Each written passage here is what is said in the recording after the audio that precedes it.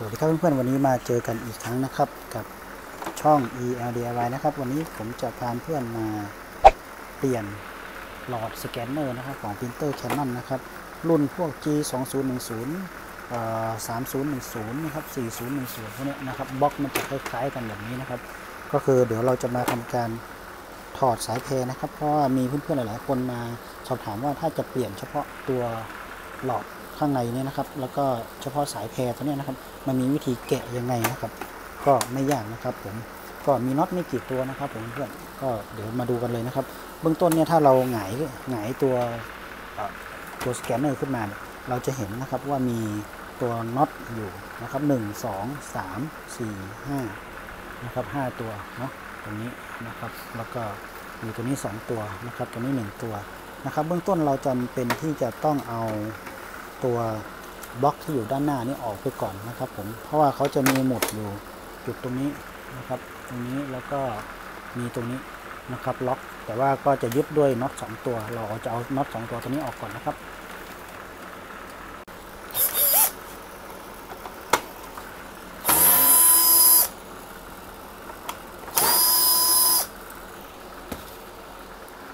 โอเคนะครับหลังจากนั้นเนี่ยไอตัวฝานะครับที่มันล็อกอยู่นะครับฝาที่มันล็อกอยู่ตรงนี้นะครับมันจะมีที่เกี่ยวอยู่เนี้ยเนาะเราสามารถดึงออกมาได้นะครับแล้วก็อีกฝั่งหนึ่งเราอาจจะใช้ไขควงแบนนะครับเปิดมันนิดนึงนะครับเปิดมันนิดนึงแล้วก็ดันออกมานะครับอันนี้ก็จะหลุดนะครับซ้ายขวาอันนี้จะเป็นกรอบด้านหน้าเห็นไหมครับจะเป็นกรอบด้านหน้าแบบนี้ที่ควบกันอยู่เนาะจะยึดด้วยน็อต2ตัวนะครับก็หลังจากนั้นนะครับเราจำเป็นที่จะต้องถอดน็อตออกนะครับพอด้านหน้านี่เสร็จเรียบร้อยแล้วเนี่ยไอตัวที่ล็อกสแกนเนอร์เห็นไหมครับมันจะเป็นหมุดที่อยู่ซ่อนอยู่ด้านหลังกรอบตัวนี้นะครับเดี๋ยวเราจะดึงตัวนี้ออกนะครับ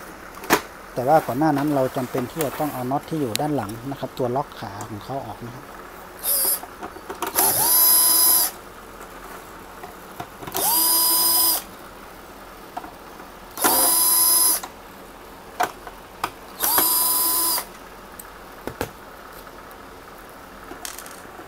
โอเคเอาออกเสร็จเรียบร้อยแล้วโอเคนะครับหลังจากที่เราถอดน็อตออกเสร็จเรียบร้อยแล้วเราจะเปิดฝาสแกนเนอร์ขึ้นนะครับผมจะแนะนำให้เพื่อนๆคว่ำลงเนาะแล้วก็สไลด์ยกตัวจากตรงนี้ขึ้นมานะครับเพราะว่า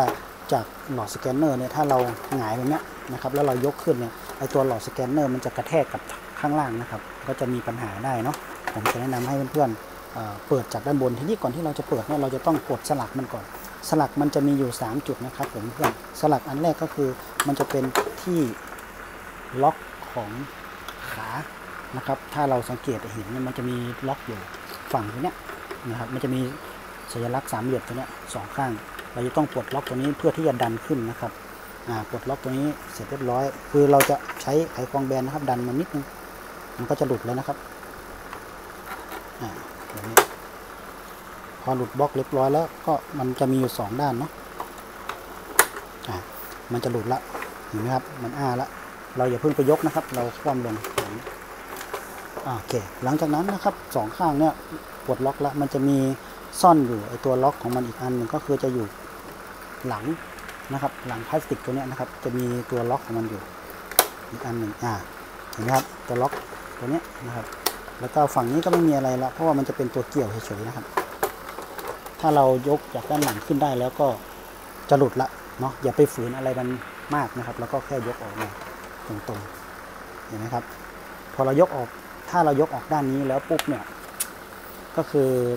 1นะครับข้อดีของมันก็คือตัวหลอดสแกนเนอร์มันจะไม่ตกล่องนะครับพวกนี้พวกลูกกิ้งพวกตัวกดนะครับสแกนเนอร์ซ้ายขวาเนี่ยมันจะไม่หลุดไม่หลุดเนาะแต่ถ้าเราพลิกอีกด้านหนึ่งแล้วก็เราไปยกอีกด้านหนึ่งพวกนี้มันจะหลุดได้นะครับ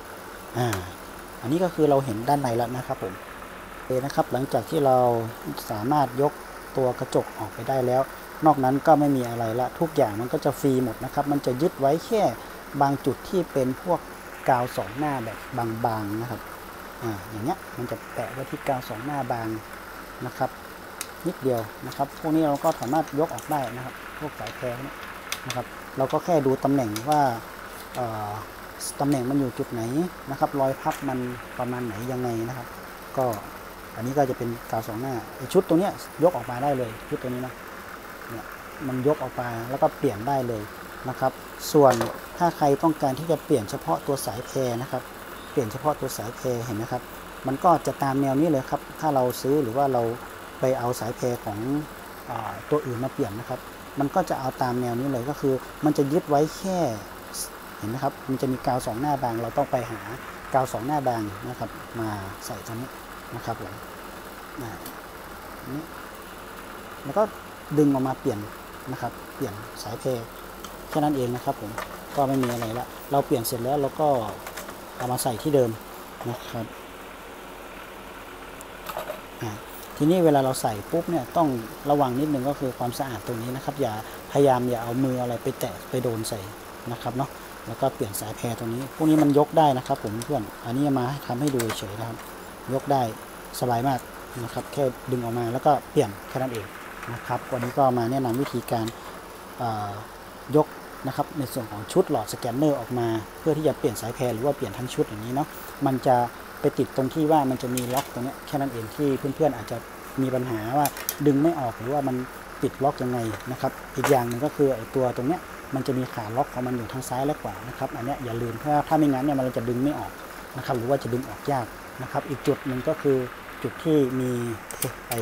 พลาสติกบังอยู่ตรงเนี้ยมันจะมีขาล็อกอยู่ด้านหลังเราเนี่ยครับไอ้ตัวเนี้ยสำคัญบางครั้งเราเปิดกดล็อกหมดแล้วดึงไม่ออกก็เป็นติดที่ตรงนี้เรามองไม่เห็นเนาะโอเคนะครับก็ประมาณนี้นะครับผมเพื่อนก็ลองเอาไปปรับปรุงแก้ไขดูนะครับ